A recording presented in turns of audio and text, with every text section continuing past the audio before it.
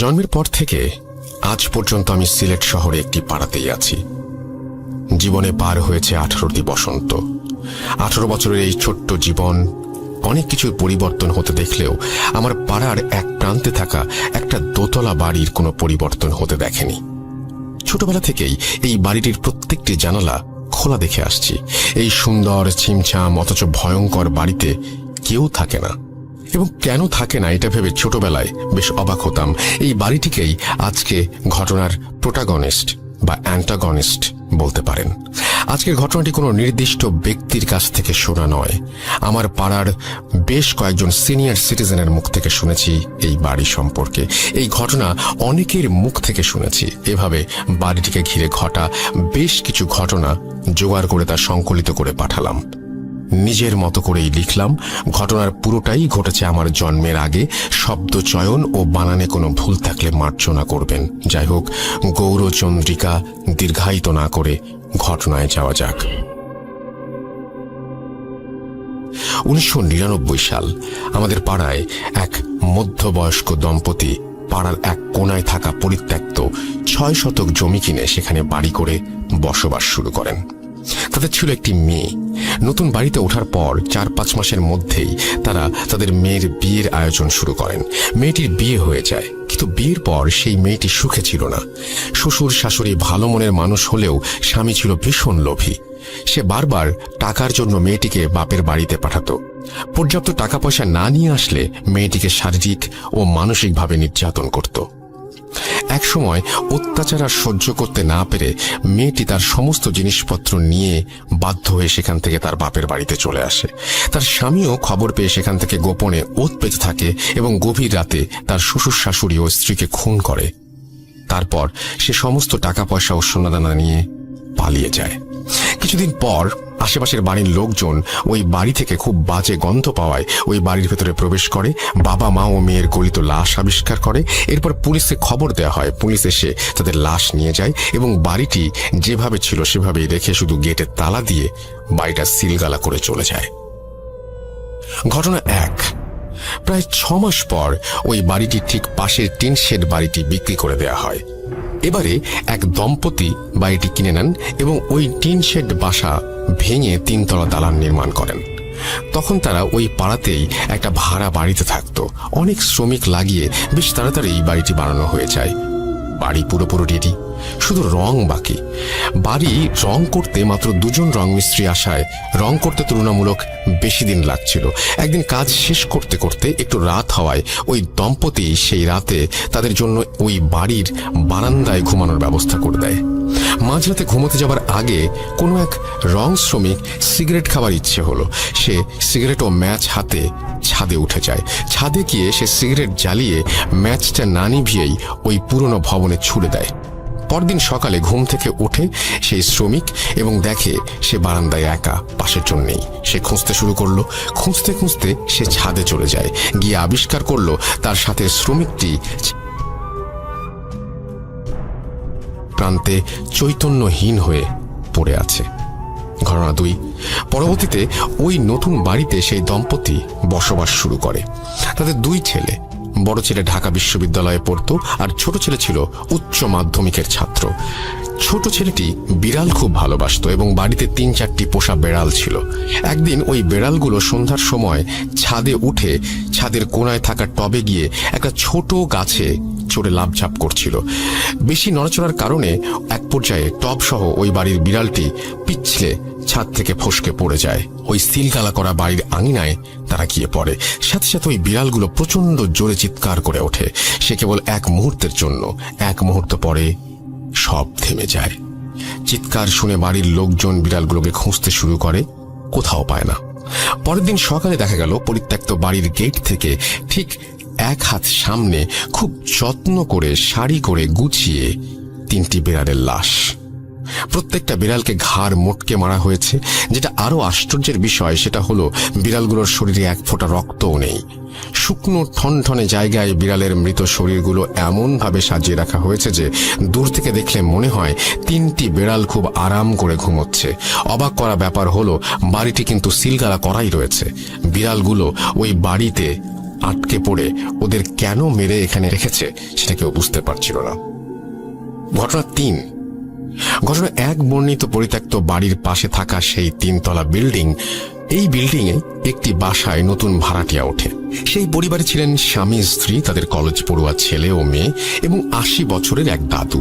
এছাড়াও এক যুবক ভৃত্য ছিল, যার কাজ ছিল সর্বক্ষণ বৃদ্ধের খেয়াল ও যত্ন রাখা। ভৃত্যটি কাজকর্ম ও আচার ব্যবহার ভালো হলেও মনে মনে সে বাড়ি থেকে চুরি করে পালিয়ে যাবার ফন্দি আঁটছিল। কিছুদিন পর ভৃত্য একদিন সুযোগ বুঝে আলমারির চাবি চুরি করে বাড়ির টাকা পয়সা ও সোনাদানা সরিয়ে ফেলে, কিন্তু পালাতে গিয়ে সে বাসার কর্তা গিন্নির নজরে পড়ে যায়। এক নজর দেখেই স্বামী স্ত্রী কারো বুঝতে বাকি রইল না যে ছেলেটি চুরি করে পালাচ্ছে। তারাও ছেলেটিকে ধাওয়া করে। পালানোর পথ না পেয়ে চাকরটি শেষমেশ ছাদে উঠে যায় এবং সেখান থেকে লাফ দিয়ে ওই সিলগালা করা বাড়িটির আঙিনায় পড়ল এবং এক মুহূর্ত পরেই তীব্র স্বরে আর্তনাদ করে উঠল। পরদিন সকালে ওই পরিত্যক্ত বাড়ির গেটে ঠিক 1 হাত সামনে পাড়ার লোকজন ভৃত্যটির মৃতদেহ আবিষ্কার করে, ঠিক সেই জায়গায় যেখানে বিড়ালগুলো পড়েছিল। কিন্তু ভয়ের ব্যাপার হলো তার লাশটিও পুরোপুরি ফ্যাকাশে, একটুও রক্ত নেই, শরীরে কোনো ক্ষত বা আঘাতের চিহ্ন নেই। এটা যে কোনো মানুষের কাজ নয় সেটা বুঝতে কারো বাকি রইল না। ঘটনা 4। এক সময় আমাদের এলাকায় ছিচকে চোরের উপদ্রব বেড়ে গিয়েছিল। সে কারণে পাড়ার কিছু কিছু বাড়িওয়ালা কুকুর পুষতে শুরু করে। পরপর 3টি অদ্ভুত ঘটনা ঘটার পরও পাড়ার এক বাড়িওয়ালা কিছুতেই বিশ্বাস করতে পারছিলেন না যে ঘটনাগুলো অস্বাভাবিক। তিনি সিদ্ধান্ত নিলেন তার কুকুরের একটি বড় বাচ্চাকে তিনি ওই বাড়ির ভেতরে ছেড়ে দেবেন। যেই ভাবা সেই কাজ। ওই বাড়ির পাঁচিল খুব বেশি উঁচু নয়, তাই কুকুরটিকে পাঁচিল টপকিয়ে বাড়ির ভেতরে পাঠিয়ে দিল এবং তাড়াতাড়ি উঠলেন তিনি তার বাড়ির ছাদে কি হচ্ছে তা দেখার জন্য। তিনি দেখলেন কুকুরটি কিছুক্ষণ বাড়ির উঠোনে ঘোরাঘুরি করলো। হঠাৎ করে কুকুরটি গলা ছেড়ে বীভৎস রকমের চিৎকার শুরু করলো। দেখে স্পষ্ট বোঝা যাচ্ছিল ভয়ানক কিছু একটা দেখলে কুকুর যেভাবে রিয়্যাক্ট করে সেটাই হচ্ছে। সেই বাড়িওয়ালা খুব ভয় পান, কারণ কুকুরটির সামনে তিনি কিছু দেখতে পাননি। তাহলে এমন কি দেখেছে কুকুরটি যে ভয় পাচ্ছে তা উনি ঠাহর করতে পারছিলেন না। কুকুরটি সর্বশক্তি দিয়ে দৌড়ে পাঁচিলের দিকে আসতে চাইল, কিন্তু পারল না। বাউন্ডারি ওয়াল পর্যন্ত পৌঁছানোর আগেই কুকুরটি মাটিতে শুয়ে পড়ে প্রচন্ড জোরে হাত পা ছোড়াছুড়ি করতে লাগলো। মুরগির গলা কেটে ফেললে যেভাবে ডানা ঝাপটা থাকে এবং মারা যায়, ঠিক সেভাবে কুকুরটিও চিৎকার করছিল আর ছটফট করতে করতে নিস্তেজ হয়ে গেল। পরদিন ভোরবেলা ওই বাড়িওয়ালা মর্নিং ওয়াক করতে বের হন। হাঁটতে হাঁটতে তিনি দেখেন, তিনি যখন ওই বাড়িটির সামনে দিয়ে হাঁটছিলেন তখন ওই বাসার নারিকেল গাছ থেকে ঝুপ করে কি যেন একটা তার গায়ের ওপরে পড়ল, যা দেখে তিনি দেখা মাত্রই চিৎকার করে উঠলেন তারস্বরে এবং সেন্সলেস হয়ে যান। তার গায়ের উপরে যা পড়েছিল সেটা হলো তার সেই কুকুরের ছিঁড়ে ফেলা মাথা। ঘটনা 5। আমাদের পাড়ার প্রায় অর্ধেক পরিবার মণিপুরী আর বাকি অর্ধেক বাঙালি। জাতিগত সত্তা আলাদা হলেও আমাদের মধ্যে সম্পর্ক অনেক ভালো। পাড়ার কিশোর বয়সের মণিপুরী ও বাঙালি ছেলেমেয়েরা মাঠে গোল হয়ে বসে আড্ডা দিচ্ছিল। তখন কে সাহসী আর কে ভীতু সেটা নিয়ে তর্ক বিতর্ক শুরু হয়। এক পর্যায়ে সাগর নামে এক মণিপুরী কিশোর দাবি করলো সে নাকি সব থেকে সাহসী। তখন সবাই তাকে প্রমাণ দিতে বলল। সাগর বলল সে নাকি ভুতুরে বাড়ির ভেতর ঢুকবে এবং সেখান থেকে বের হয়ে আসবে। সকলে তার এমন কথা শুনে আঁতকে উঠল। সবাই মিলে তাকে বারবার এই কাজ করতে নিষেধ করতে লাগলো। সবাই বলল যে অন্যভাবেও নিজের সাহসের প্রমাণ দেয়া যায়, কিন্তু সে জেদ করে রইল যে সে বাড়ির ভেতরে যাবেই।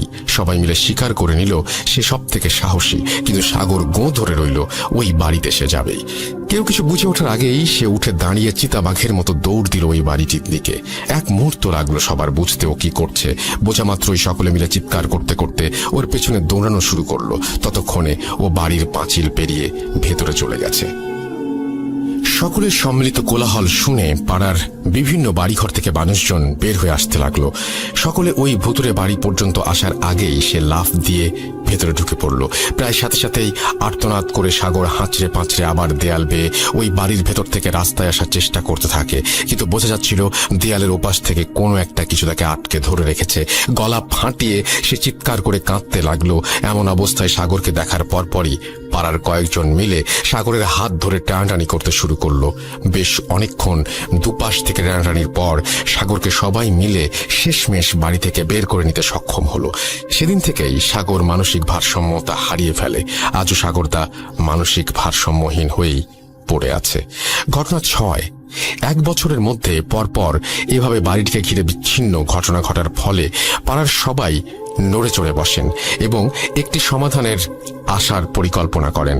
রাঙামাটি থেকে একজন মহিলা অঘরী তান্ত্রিককে নিয়ে আসা হয়। তিনি এসে প্রথমে যা যা হয়েছে তার সবকিছু জেনে নিলেন। পরদিন পূর্ণিমা এবং সেই মাঝরাতে একটা মশাল জ্বালিয়ে বাড়ির চারিদিকে ঘুরতে থাকেন।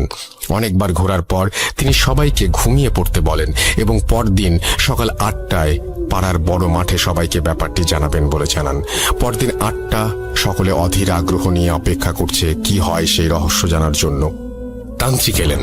তিনি বললেন, তোমাদের পাড়ার ওই বাড়িটি থেকে এই সমস্যা দূর করা সম্ভব নয়, কারণ ওই বাড়িতে অর্ধ শতাধিক শক্তিশালী জিন মিলেমিশে বাস করে। এরা কখনো কারো ক্ষতি করবে না, কিন্তু যদি কোনো মানুষ বা প্রাণী ওদের শান্তি নষ্ট করে তাহলে ওরা সেই মানুষের ক্ষতি করবে, এমনকি মেরেও ফেলতে পারে। যেমন একদিন রাতে তোমাদের কারো বাসার একজন চাকর এখানে মারা গেছে। সে ছাদ থেকে লাফ দিয়ে বাড়িতে ঢোকার পর দৌড়াতে দৌড়াতে এখানে একটি বাচ্চা জিনকে পা দিয়ে পিষে ফেলে। সাথে সাথে সেখানকার জিনেরা মিলে তাকে জমের দুয়ারে পাঠিয়ে দেয়। তেমনি বিড়ালগুলোও সেখানে জিনকে আছড়ে দিয়েছিল বা কারো স্পর্শ লেগেছিল, সেই জন্য বিড়ালদের সাথেও এই দুর্গতি হয়। একটি সাধারণ জিনকে কাবু করাই অনেক ঝুঁকিপূর্ণ ব্যাপার, আর এখানে তো 50টিরও বেশি শক্তিশালী জিন। যদি আমি এদের কোনো ব্যাপারে কোনো হস্তক্ষেপ করি, কয়েক পলকের মধ্যে আমাকে সহ এই পাড়ার সকলকে মেরে ফেলারও ক্ষমতা রাখে ওরা। কাজেই আমার মনে হয় সব থেকে ভালো হয় যদি তোমরা কখনো ওদের বিরক্ত না করো। কেউ আর কোনোদিন ভুলেও ওই বাড়ির সীমানার ভেতরে ঢুকবে না বা ওই বাড়িতে কোনো কিছু ফেলবে না। যেভাবে বাড়িটা আছে সেভাবেই থাকুক, তাহলেই সবার মঙ্গল। এই বলে সেই অঘরী তান্ত্রিক চলে যান। তারপর থেকে আজ পর্যন্ত সেই বাড়িটি ওইভাবেই পড়ে আছে। দীর্ঘ 21 বছরে এই বাড়িতে আর কখনো কারো পা পড়েনি। এই ছিল আমার হ্যালোইন স্পেশাল পর্ব উপলক্ষে ঘটনা। রাসেল ভাই, বাড়িটি আমাদের পাড়াতেই। আপনি যদি চান নিশ্চয়ই বাড়িটির ছবি তুলে আপনাকে পাঠাতে পারি, ভূত.com এর শ্রোতা বন্ধুদের দেখাতে পারি। আশা করি ঘটনাটি আপনার ভালো লেগেছে। ঘটনা সিলেক্টেড হলে জানানোর অনুরোধ রইল। সবার কাছে দোয়া ও আশিস চাচ্ছি, কারণ আর 1 মাস পর আমার HSC পরীক্ষা শুরু হবে। যদি বেঁচে থাকি তবে অবশ্যই পরীক্ষার পর আবার নতুন ঘটনা সংগ্রহ করে পাঠাবো, সেই আশ্বাস দিয়েই শেষ করছি। ভালো থাকুন রাসেল ভাই, ভালো থাকুন ভূত.com এর সকল শ্রোতারা, সবাই নিরাপদে থাকুন। ভূত.com দীর্ঘজীবী হোক। দীপ্ত সিলেট, তারপরে তিনি তার ফোন নাম্বার এবং ইমেল অ্যাড্রেস শেয়ার করেছেন। আমি বলবো যে এটা আসলে একটা হন্টেড বাড়িকে নিয়ে ঘটনা, এবং হন্টেড হাউসের ব্যাপারটা আমরা অনেকেই জানি। এবং সেই হন্টেড হাউসে 50টির অধিক যদি জিন থাকে তাহলে সেটা তো অবশ্যই ভয়ঙ্কর ব্যাপার। এবং সেই বাড়ি থেকে আমরা সেই বাড়িতে তো আর ঢুকতে পারবো না, সেই বাড়ির আশেপাশে থেকে হয়তো আমরা একটা ভূত.com এর শো চাইলে করতেও পারি, যদি আপনারা চান, যদি আপনারা রাজি থাকেন। এবং কে কে সেই বাড়ির সামনে যে ভূত.com এর শো যদি করি তাহলে যেতে রাজি আছেন সেটাও আমাকে জানাবেন। আমরা আশা করি এরকম কিছু একটা প্ল্যান করে ফেলতেও পারি। আর আপনারা যা আমাদেরকে লিখে পাঠাবেন ঘটনা অথবা অডিও ক্লিপ পাঠাবেন, আমাদের ইমেল অ্যাড্রেস হচ্ছে russell.booth.com@gmail.com। আমাদের ফেসবুক হচ্ছে www.facebook.com/russell.স্বাধীন। এবং আমি দীপ্তকে অনুরোধ করব আপনি ওই বাড়িটির ছবি পাঠিয়ে দিন। আমি বিশ্বাস করি সবাই অধীর আগ্রহে অপেক্ষা করছে সেই বাড়িটির ছবি দেখার জন্য। আমরা চলে যাব আমাদের পরবর্তী ঘটনায়।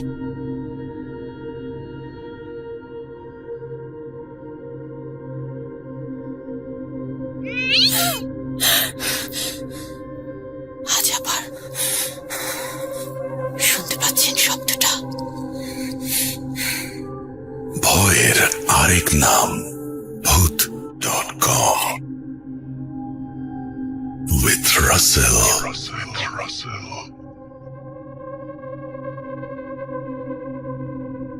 ঘটনাটি আমাদের পাঠিয়েছেন সাবিত ময়মনসিং থেকে, এবং তিনি লিখেছেন, আসসালামু আলাইকুম রাসেল ভাই ও প্রিয় লিসেনার্স, আশা করি ভালো আছেন। আমি মোহাম্মদ সাবিত আলম ঘটনাটি ময়মনসিং থেকে লিখছি। আজ আমি আপনাদের সাথে আরো একটি ঘটনা নিয়ে আবারও ফিরে এসেছি।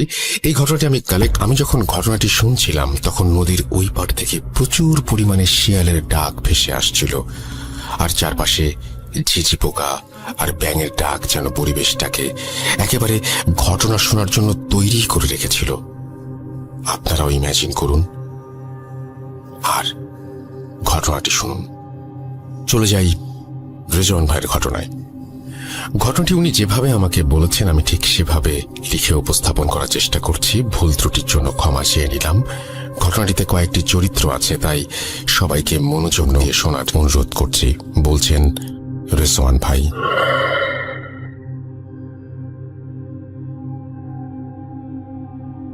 আমি তখন বরিশাল বিভাগের একটি কুরিয়ার সার্ভিসে কাজ করি। চাকরিটা ভালোই ছিল, কিন্তু একটা জিনিস খারাপ লাগতো যে রোজ একই ধরনের রুটিন। এভাবে আস্তে আস্তে আমিও আমার কলিগরা যেন হাঁপিয়ে উঠছিলাম। কিন্তু এই একঘেয়েমি কেটে যায় কোরবানি ঈদের ছুটিতে বাড়ি গিয়ে। এছাড়াও ঈদের 2 দিন পরে 6 জন মিলে একটি ট্যুরও দেই আমরা রিফ্রেশমেন্টের জন্য। ট্যুর থেকে ফিরে প্রায় 4 দিন আমি বাড়িতেই ছিলাম।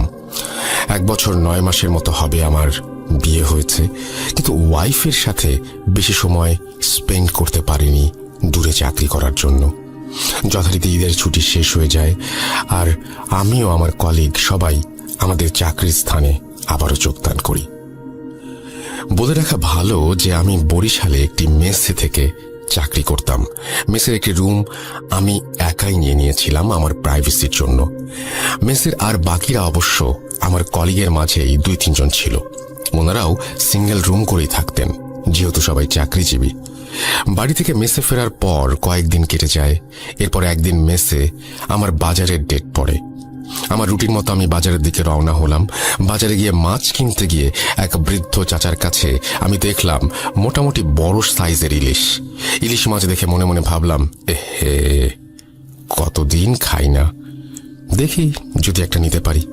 এই ভেবে আমি চাচার দিকে এগিয়ে গিয়ে চাচাকে জিজ্ঞেস করলাম, কি চাচা, ইলিশ কত করে দিচ্ছেন? উত্তরে উনি বললেন, দিয়ে ফোন রেখে মাছওয়ালা চাচার দিকে তাকাই।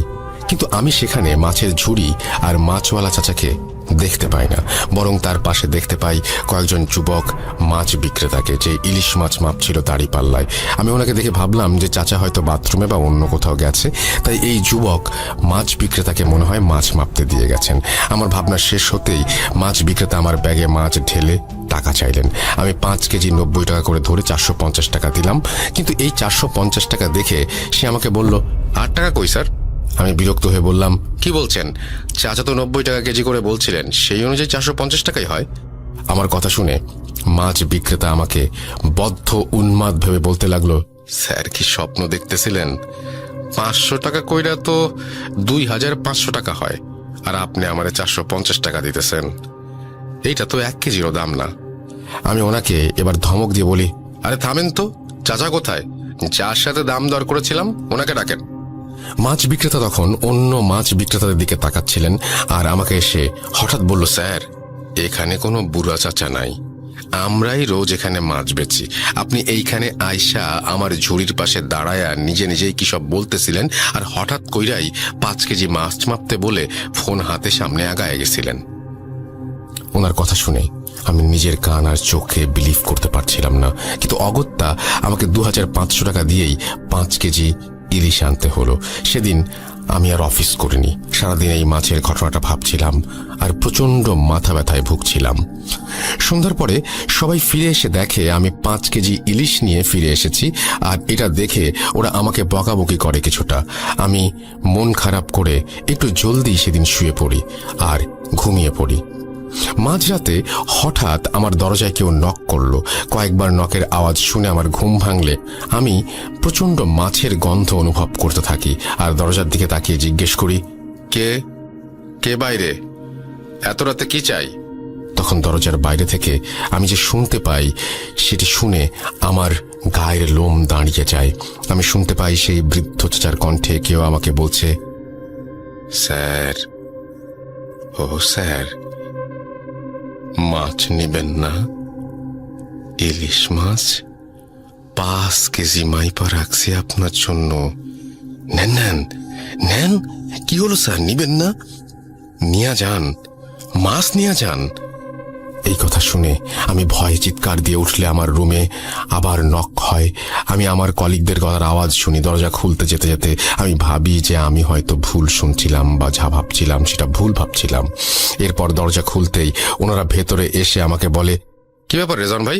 তখন দেখি আমার পাশে একজন মেসমেট বসে আছে, আর আমি চোখ খুলতেই সে আমাকে দেখে আলহামদুলিল্লাহ বলল। আমার বিছানার সামনের দেয়ালের অ্যানালগ ঘড়ি থাকায় আমি দেখলাম 5:50 বাজে, অর্থাৎ ভোর। কিন্তু আমার মেসমেট আমাকে যা বলল তাতে আমি নিজেকে আর ধরে রাখতে পারছিলাম না। আসলে সময়টা ছিল সন্ধ্যা 5:50, অর্থাৎ আমার জীবন থেকে 14টি ঘন্টা গায়েব হয়ে গেছে। আমার মেসমেটদের বক্তব্য ছিল যে আমি দুপুর অব্দি রুমের দরজা না খোলায় তারা বাড়িওয়ালার কাছ থেকে ডুপ্লিকেট চাবি এনে দরজা খুলে দেখে আমি মেঝেতে পড়ে আছি, আর আমার হাতে মাছের আঁশ লেগে আছে। এরপর থেকে তারা আমাকে বিছানায় উঠিয়ে আমার হাত পরিষ্কার করে রান্নাঘরে খাবার রান্না করতে গেলে দেখে ফ্রিজ থেকে ইলিশ মাছ বের হয়ে মেঝেতে পড়ে আছে, আর একটা মাছের গায়ে কোনো আঁশ ছিল না। এই দেখে তারা কিছুটা অবাক হয়, আর আমার হাতে মাছের আঁশ দেখে রান্নাঘরে আঁশবিহীন মাছ, এসব তারা মিলানোর চেষ্টা করে, কিন্তু মিলাতে পারেনি।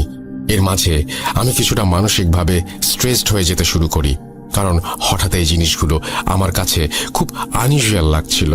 আর আগেও কখনো আমার সাথে এমন কিছু হয়নি। ভয়ও পাচ্ছিলাম, মানসিক আঘাতও পাচ্ছিলাম একই সাথে।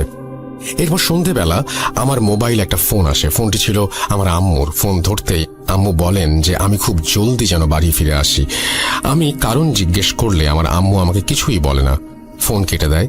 আমি বাড়ি যাবার জন্য বাসের টিকিট কাটতে যাই, কিন্তু সেদিন টিকিট না পেয়ে পরের দিন রাতে বাসের টিকিট কেটে নেই। অফিসের বসকে অনেক কষ্টে ছুটি দেওয়ার কথা রাজি করিয়ে বাড়ি ফিরে এলাম।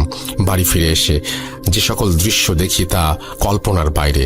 আমার স্ত্রী মাইশা, সে অসুস্থ, তার চোখের নিচে কালি পড়ে গেছে, হাত পা শুকিয়ে গেছে। আমি আম্মুকে জিজ্ঞেস করলে আম্মু আমাকে যা বললেন তা ওনার ভাষাতেই বলছি। তুই বরিশাল চলে যাবার কিছুদিন পর রাতের বেলা আমরা সবাই ঘুমিয়েছিলাম অন্যান্য দিনের মতোই। শেষ রাতের দিকে খুব জোরে চিৎকারের আওয়াজ পাই আমরা। শুরুতেই বউয়ের ঘরে গিয়ে দেখি বউ নেই। এরপর সারা বাসা খুঁজে শেষমেশ ছাদে গিয়ে তাকে অজ্ঞান অবস্থায় পাওয়া যায়। তার মুখে পানি ছিটিয়ে হাত পা মালিশ করে তার জ্ঞান ফেরানো যায়। তোমার বোনের ঘরে যায়। তোমার বোন তখন তার রুমে টেবিলে বসে পড়ছিল। মাইশা তোমার বোনের চেয়ারের পেছনে দাঁড়িয়ে তোমার বোনের কাছে মুখ নিয়ে অত্যন্ত আস্তে আস্তে বলে, বুড়িটাকে মেরে ফেল। ও আমাকে ছাদে যেতে দিতে চায় না। বুড়িটার কবর খুঁড়ে রেখেছি, যা মেরে ফেল। এই কথা শুনে তোমার বোন মাইশার দিকে তাকিয়ে চিৎকার দেয়, আর তার রুমে গিয়ে দেখি মাইশা তোমার বোনের গলা টিপে দাঁড়িয়ে আছে আর চিৎকার করে বলছে, কেন কথা শুনিস না তোরা কেউ? বুড়িটাও শোনে না, তুইও না। 1, 2, 2টা কবর হয়ে গেছে, দেখবি দেখবি। এসব বলতে বলতে মাইশা নিজেই অজ্ঞান হয়ে যায়। এরপর আমরা তাকে বিছানায় শুইয়ে দেই, আর তোমার বোনকে জিজ্ঞেস করি কেন মাইশা তার গলা টিপে ধরেছিল। তোমার বোন তখন আমাদের জানায় যে মাইশা তাকে যে বলেছিল, মাইশার দিকে যখন তাকিয়েছিল তখন মাইশার চেহারায় নাকি অদ্ভুত শয়তানি ছাপ ছিল, তাই সে ভয়ে চিৎকার দিয়েছিল। একটু পরে মাইশার জ্ঞান ফিরলে সে উঠে বসে, তোমার বাবাকে আর তোমার বোনকে একসাথে কাছে ডাকে, আর আমাদের কানের কাছে মুখ নিয়ে এসে ফিসফিস করে বলতে থাকে, মাছ এসেছে, মাছ, আমার নদীতে মাছ এসেছে, আমি মাছ শিকার করব, মাছকে ডাক বুড়ি ডাক। এসব বলা শেষ হলে সে চিৎকার দিয়ে ওঠে, জ্ঞান হারায়, আর তোমাকে ফোন করি। ডাক্তার এসে বলেছে সে খুব স্ট্রেসড আর মানসিক তাড়নায় আছে মেয়েটা, কিন্তু স্ট্রেসের কারণ কি সেটা মাইশা ডাক্তারকে বলে না। সে ডাক্তার সাথে কোনো কথাই বলেনি। এরপর ডাক্তার কিছু ওষুধ দিয়ে চলে যান। এবার বল আমি কি করতে পারি? আমার মায়ের মুখে সব শুনে আমি আমার আম্মুকে জিজ্ঞেস করি যে মাইশার পরিবারকে এসব জানানো হয়েছে কিনা। আম্মু বলেন যে আমার সাথে কথা বলে মাইশার পরিবারকে জানানোর অপেক্ষায় ছিলেন ওনারা। আমি আম্মুকে বলি এখনই জানানোর কোনো দরকার নাই। আম্মু আমাকে কারণ জিজ্ঞাসা করলে আমি ওনাকে কিছু না বলে রুমে চলে আসি। কি বলতাম আম্মুকে? আমার জন্য সব হচ্ছে, আমার ভুলের জন্য আমার স্ত্রী এই অবস্থা। আপনারা ভাবছেন আমার কি দায় এখানে? শুনুন তবে ঘটনার শুরুটা একটু মনে করুন। কোরবানি ঈদের পর দেয়া আমাদের ট্যুর। আমার কলিগ মেহেদি ভাইয়ের গ্রামের বাড়ি এলাকার কাছাকাছি ট্যুরে আমরা গিয়েছিলাম। সেই ট্যুরে গিয়ে মেহেদি ভাই আমাদের একদিন রাতের বেলা একটি স্পিরিট কলিং প্রসেসের কথা বললেন, আর এও বললেন যে আমরা চাইলে ট্রাই করতে পারি। আমি সব বিলিভ করি না, এবং বিলিভ না করার কারণে বলেছিলাম যে আর এসব ফালতু, স্পিরিট বলে আবার কিছু হয় নাকি? দেখেন আপনারা ট্রাই করে।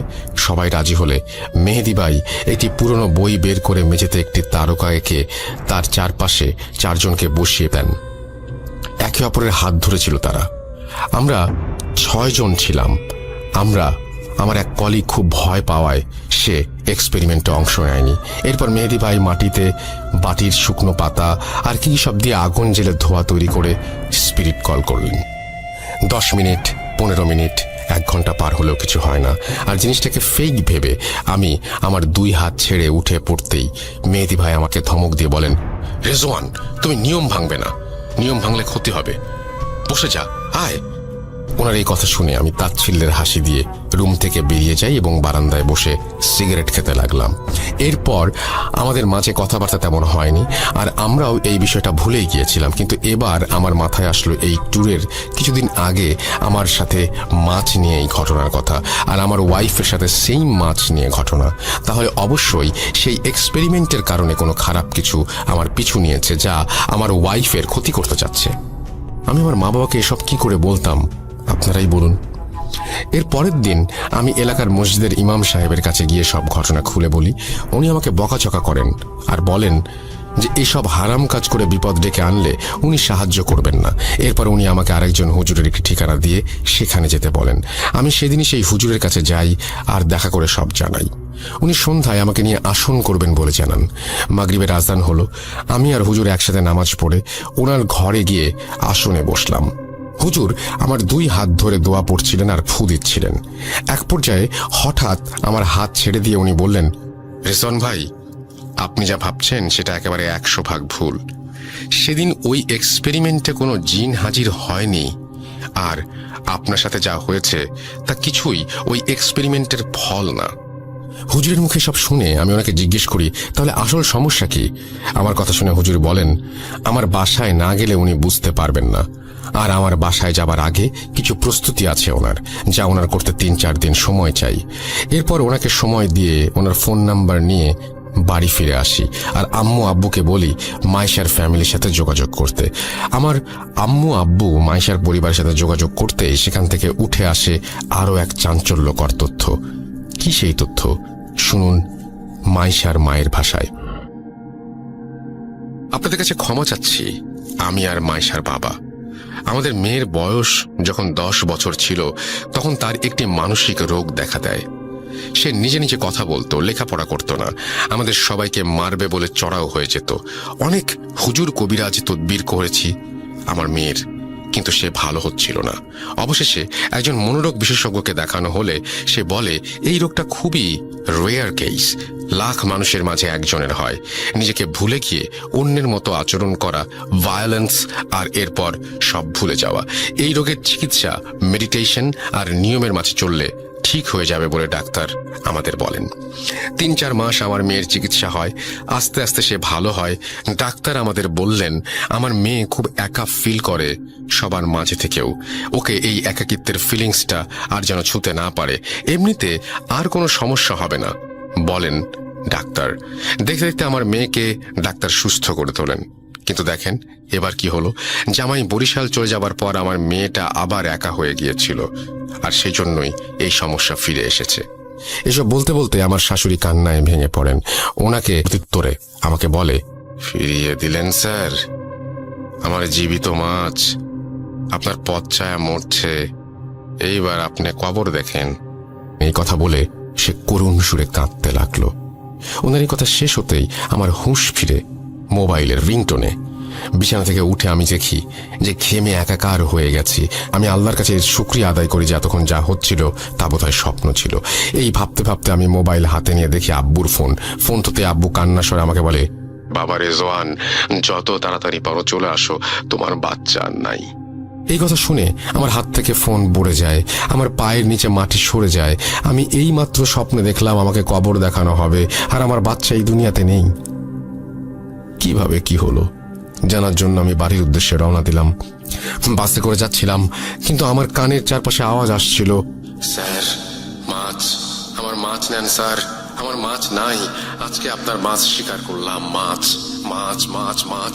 এই বলে বাতাসে মিশে যাচ্ছিল সেই আওয়াজ, আর হালকা করে শুনতে পাচ্ছিলাম, নিলেন না। এরপর আমি ঘুমিয়ে যাই বাসের জার্নিতে। বাস থামলে বাড়ি পৌঁছে আমি আমার বোনকে পাই বাড়িতে একা। এরপর আমি তাকে নিয়ে হাসপাতালের উদ্দেশ্যে রওনা হই। রাস্তায় আমার বোনের মুখে আমি সব ঘটনা শুনি। তার ভাষ্যমতে আমি ঘটনাগুলো বলছি। ভাইয়া, তুমি যেদিন চলে গেলে সেদিন রাতে আমি পানি খেতে উঠে ডাইনিংয়ে গিয়েছিলাম। গিয়ে দেখি মাইশা ভাবি ডাইনিংয়ের একটি চেয়ারে বসে আছে। ওনাকে ওভাবে আমি ভয় পেয়ে যাই দেখে ওনাকে জিজ্ঞেস করি যে উনি কেন ওখানে এত রাতে বসেছিলেন। উনি আমাকে ইশারায় ওনার মুখের কাছে আমার কান নিয়ে যেতে বললেন। আমি কান ওনার মুখের কাছে নিয়ে যেতেই উনি বলেন, মাছ খাবি? ইলিশ মাছ। আমার পেটে মাছ আছে একটা, আমি কেটে বের করে দেই, তুই রান্না কর আর বুড়িটাকে কবর দে। কিরে, কবর দে ওকে? আরে কি ভাবছিস, দে।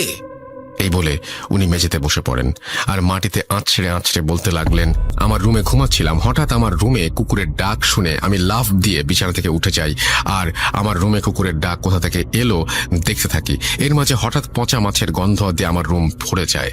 আমি বিছানা থেকে উঠার জন্য পাশ ফিরতে দেখি মাইশা ভাবি বাজে হাসি নিয়ে আমার পাশে শুয়ে আছেন আর কুকুরের আওয়াজটা উনিই মুখ দিয়ে করছিলেন। আমি ওনার শরীর থেকে রক্তের গন্ধও পাচ্ছিলাম আর তাই তাকে জিজ্ঞাসা করি যে কেন এখানে রক্তের গন্ধ, কেনই বা সে ওইরকম বাজে আওয়াজ করছে। তখনই সে মুখে হাত দিয়ে ধরে ফেলেন আর কানের কাছে মুখ এনে তিনি বলেন, মাছ শিকার করেছি। এই বলে সে আমার হাতে একটি ছুরি ধরিয়ে দিয়ে বলেন, নে বুড়িকে মেরে ফেল আর কবরে ধাক্কা দিয়ে ফেলে দে। আমার হাতে ছুরির স্পর্শ পেতেই আমি ছুরিতে আঠালো কিছুর আভাস পাই আর ভাবির হাত সরিয়ে জোরে চিৎকার দেই। আমার চিৎকারে আব্বু আম্মু রুম থেকে এসে লাইট অন করে যা দেখেন সেটা ভোলার না। আমরা দেখি আমার ভাবির পেট থেকে রক্ত বেরিয়ে বিছানা ভিজে গেছে, শরীরের কাপড় কাটা। ওনাকে ধরে বিছানায় শুইয়ে আমি আর আম্মু পেটের কাপড় সরিয়ে দেখি ওনার পেটে 2-3টা স্ট্যাবের দাগ। আমাদের বুঝতে বাকি রইল না যে ভাবি কি করেছেন। তৎক্ষণাৎ ওনাকে হাসপাতালে নিয়ে যাওয়া হয়। ডাক্তার জানান ওনার বাচ্চা আর বেঁচে নেই। আমার বোনের মুখে সব শুনে আমি রাগে দুঃখে একাকার হয়ে যাই আর মনে মনে বলতে থাকি, মাছ কি, কেনই বা মাছ নিয়ে এত ঘটনা। এরপর আমি হাসপাতালে গিয়ে দেখি আমার শ্বশুর শাশুড়ি সহ অনেকেই সেখানে উপস্থিত আছেন। মাসের সাথে দেখা করি, সে ঘুমোচ্ছে। তাকে ওই অবস্থায় দেখে আমার মরে যেতে ইচ্ছা করছিল। এরপরে সব কেন শুধুমাত্র মানসিক সমস্যা নয় তা বুঝতে পারি আমরা সবাই। আর আমি সেই হুজুরকে ফোন করি যার সাথে আগে দেখা করছিলাম। সেদিন রাতে আমাদের বাসায় হুজুর আসেন এবং আসন করেন। এর আগে হুজুর হাসপাতালে গিয়ে মাইশাকে দেখে আসেন আর আমাদের কাছ থেকে সবকিছু জেনে নেন। আমাদের বাসায় এসে হুজুর আসন করেন আর কিছুক্ষণ পরে উনি বলতে শুরু করেন ওনার কথা, ওনার ভাষায় আমি বলছি, রেজওয়ান ভাই, আপনার স্ত্রীর ওপর খবিস জিনের ভর হয়েছে ভাই। তিলে তিলে সে আপনাদের পরিবার শেষ করে দেবে। আপনি যে স্বপ্ন দেখতেন সেগুলো সেই দেখাতো আর লক্ষ্য ছিল আপনাকে পাগল করে দেয়া। আর সে মাছ বিক্রেতার রূপ ধরে আপনার সাথে ছলনা করছে। আমি হুজুরকে জিজ্ঞেস করলাম জিনের ভর করার কারণ কি। উত্তরে হুজুর বললেন, ভাই, আপনার স্ত্রীকে নিয়ে রোজ সন্ধ্যায় ছাদে যেতেন আর আপনি যেদিন চলে যান বরিশাল তার পরদিন বা কিছুদিনের মাঝে এই সন্ধ্যায় আপনার স্ত্রী ছাদে একাই যায়। তার চুল ছিল খোলা। সন্ধ্যাবেলায় আপনার স্ত্রীকে দেখেই সেই জিন আকৃষ্ট হয়ে যায় আর মাইশা ভাবিকে সে নিয়ে যাবে বলে ঠিক করে। কিন্তু মাইশা ভাবি প্রেগনেন্ট থাকায় সে রেগে যায় আর ঠিক করে যাকে ভালোবাসে তার কাছ থেকে অন্যের বাচ্চা সে আনতে দেবে না। তাই সে আপনার বাচ্চাকে হত্যা করলো আর আপনাকে পাগল বানিয়ে স্ত্রী থেকে দূরে সরিয়ে আপনার মা বাবাকে মেরে সে আপনার স্ত্রীকে নিয়ে যেতে চাচ্ছিল। ওনার কথা শুনে আমি ওনাকে জিজ্ঞাসা করলাম আমাকে কেন মাছ সাজছে সে। হুজুর বললেন, ওই মাছের মাধ্যমে জিন আপনাকে বশ করে পাগল বানাতে চাইছিল, কিন্তু আপনি সেই মাছ না নেয়ায় সে আপনাকে ধোঁকা দেয় এই বলে যে আপনার মাছ মারবে। আসলে আপনার মাছ হচ্ছে আপনার সন্তান, যাকে ইতোমধ্যে সে মেরে ফেলেছে। এরপর এই সমস্যার পরিত্রাণ চাইলে হুজুর আমাদের বলেন যে এর একমাত্র সমাধান হচ্ছে রুকাইয়া। আমরা যারা মুসলমান আছি, যারা সবাই জানি যে রুকাইয়া জিনিসটা আসলে কি, যারা জানেন না তাদের জন্য বলছি, রুকাইয়া হচ্ছে মুসলিম এক্সোরসিজম বা জিন ছাড়ানোর প্রসেস। ঘটনায় ফিরি, যেহেতু মাইশা অসুস্থ ছিল তাই হুজুর আমাদের বলেন 15 দিন পর মাইশার রুকাইয়া হবে আর এই 15 দিন মাইশাকে চোখে চোখে রাখতে হবে। হুজুর একটি তাবিজ আমাদের দিয়ে বলেন যে মাইশা যতদিন হাসপাতালে থাকবে ততদিন যেন এই তাবিজ ওর কাছে থাকে, আর উনি আমাদের বাসা বন্ধ করে দিয়ে যান যেন মাইশা বাসায় আসলে আপাতত 15 দিন বাসায় কোনো সমস্যা না হয়। এরপর মাইশা বাসায় ফিরে এলে 15 দিন পর এক শুক্রবারের সন্ধ্যায় হুজুর 4 জন হুজুরকে নিয়ে মাইশার রুকাইয়া করার জন্য আমাদের বাসায় আসেন। মাইশাকে বোরখা পরিয়ে আমি আমার আম্মু আর আব্বু আর বোন মিলে আমার ঘরে নিয়ে আসি আর ওনাকে বিছানায় বসাই। হুজুর একটা ইসলামিক বই বের করলেন আর লাইট অফ করে কয়েকটা মোমবাতি জ্বালিয়ে আমাদের বললেন, যাই হয়ে যাক ভাবিকে ছাড়বেন না। মায়া করবে, কান্নাকাটি করবে, ভয় দেখাবে, আঘাত করবে, কিন্তু আপনারা দুর্বল হবেন না। এরপর হুজুর বাকি 4 জন হুজুরকে বললেন মোমবাতি নিয়ে রুমের 4 কোণায় গিয়ে দাঁড়াতে। এরপর সবাই সবার হাতে থাকা বই খুলে দোয়া আর সূরা পড়তে শুরু করলেন। আমি আর আমার আব্বু সহ আমার বোন মাইশাকে ধরে রেখেছিলাম। দোয়া পড়ার সাথে সাথেই মাইশার শরীর ভিজে যাচ্ছিল ঘামে, আর মাইশা মুখ দিয়ে এমন শব্দ করছিল যেন সে নিঃশ্বাস নিতে পারছে না। দেখে মনে হচ্ছিল মাইশার খুব কষ্ট হচ্ছে। এরপর মাইশা ঘাড় ঘুরিয়ে আমার কানের কাছে বলতে লাগলো, স্যার মাছ কিন্তু নিয়ে ফেলেছি, এবার বড় মাছ নিব। হুজুর কি করবে? ও তো নিজেই নিজের রক্ষা করতে পারবে না, ওই দেখ হুজুর কবরে। এই বলে সে আমার চেহারা বরাবর একটি ফু দিল। আমি বেহুশের মতো হয়ে গিয়েছিলাম আর দেখতে পেয়েছিলাম এক জঙ্গলে পড়ে আছি, আর আমার সামনে একটি কবর খোঁড়া, কবরে একটি লাশ যার মুখের দিকে কাফন খোলা। লাশটি ছিল সেই হুজুরের। এই দেখে আমি চিৎকার করে উঠি আর আমার মনে হতে লাগলো আমার ওপর বৃষ্টি পড়ছে। হঠাৎ আমার হুঁশ ফিরে এলো। আমি দেখলাম হুজুর আমার হাত ধরে ঝাঁকি দিয়ে বলছেন, ভাই বলেছিলাম না ধোকা দিবে, শক্ত হন। এরপর হুজুর আবার দোয়া পড়তে লাগলেন। আমি চোখ বন্ধ করে মাইশাকে ধরেছিলাম। কিছুক্ষণ পর আমার কানে সেই বৃদ্ধ মা চলার আওয়াজ শুনতে পাই, যাচ্ছি, আমি চলে যাচ্ছি, কিন্তু তোর সন্তানকে সাথে নিয়ে যাচ্ছি। ছেলের লাশ দেখ, চোখ খোল, আরে চোখ খোল, মাছ তো নিলি না, ছেলেকে বিলিয়ে দিলি, কেন মাছ নিলি না? আমি মাইশার মুখে এসব শুনে চোখ খুলিনি, আর মাইশা আস্তে আস্তে নিস্তেজ হয়ে গেল। রুমের চারপাশ থেকে উচ্চ স্বরে শুনতে পেলাম, আলহামদুলিল্লাহ, আল্লাহু আকবার। এরপর হুজুর আমাকে চোখ খুলতে বলেন। চোখ খুলতেই আমার আম্মুকে দেখলাম রুমের লাইট অন করতে, আর আমার বোন পানি এনে মাইশার মুখে ছিটিয়ে দিল। আমি আর আম্মু মাইশার হাত মালিশ করতে লাগলাম। একটু পর ওর জ্ঞান ফিরে এলো। ও বলল, রিজওয়ান কি হলো আমার? করবেন। আজ বিদায় নিচ্ছি, সাবিত ফ্রম ময়মনসিং। সবাই ভালো থাকবেন, আসসালামু আলাইকুম। তো এই ছিল ঘটনা, এবং এই ঘটনাটি নিশ্চয়ই আপনাদের ভালো লেগেছে। যদি ভালো লাগে অবশ্যই আমাদের জানাবেন, আর আপনারাও এরকম ঘটনা বেশি বেশি করে পাঠান অডিও ক্লিপ আকারে বা লিখে। আমাদের অ্যাড্রেসটি হচ্ছে russell.bhoot.com@gmail.com। আপনার নাম, ঠিকানা এবং ফোন নাম্বার সহ আপনার জীবনে ঘটা বা আপনার জানা সেরা ঘটনা